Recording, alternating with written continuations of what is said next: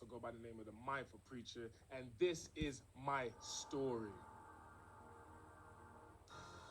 The key to staying humble is never forgetting where you come from. And sometimes in life, we need to look at where we first started and look at where we are now and really, really value and appreciate the success and the progress that we have made over the course of our journey. And now I'm here to share my story to help inspire you guys.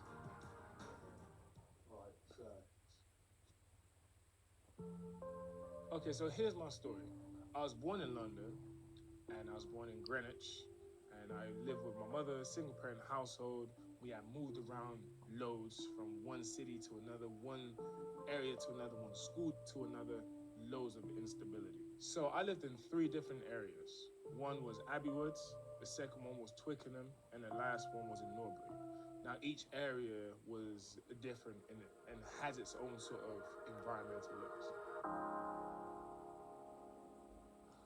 Abbeywood was a bit more of a council estate, disadvantaged-like sort of area, deprived area. You could go into this area and you can kind of tell that people here might not be in a suitable position, although they are given the basic needs that are essential to their life and stuff.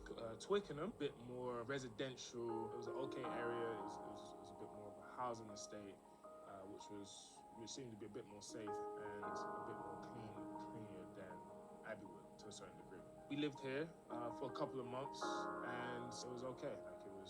Didn't have a lot to worry about. My mom and I, we lived in a house, and we had most of our stuff. And then we moved to Norbury, and it was very, very noisy, very busy. I'll say that living in Norbury, there was many different kind of memories that kind of come to mind. One of them was like being down this hill where you can skateboard and stuff.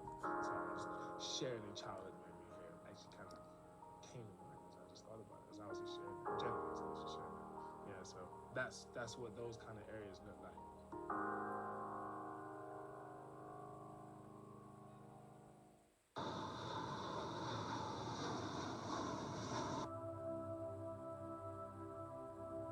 So my mother and I, when we moved to America, the reason we moved was my mom just wanted a different adventure. And I'm still to this day confused as to why my mom moved to America.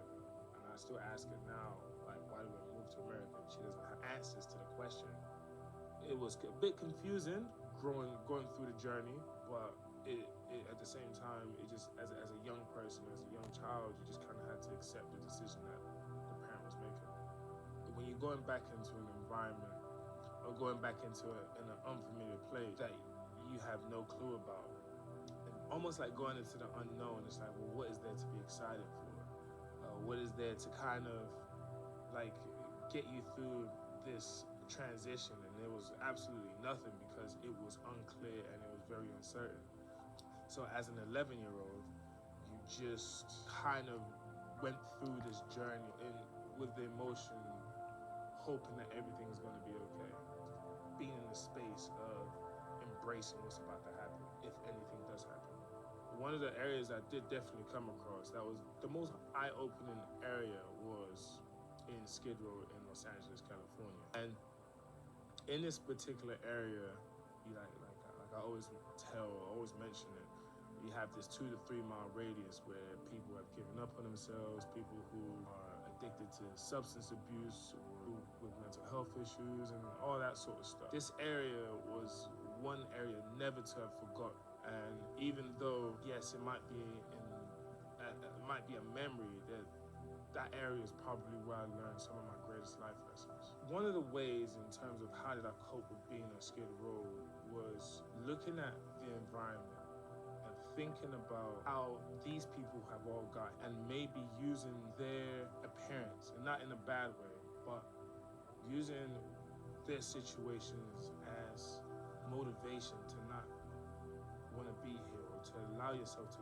fall this low beneath the cracks to where you can't get out of it. That was one thing. I always read a lot of situations. In fact, spending enough times on the streets and going through different environments and different places and being homeless actually help build some street intelligence or street smarts. And sometimes certain things are like reminders of where I was once as a young person. So one message that I like to share with you here, with everything dealing with the unknown can be scary.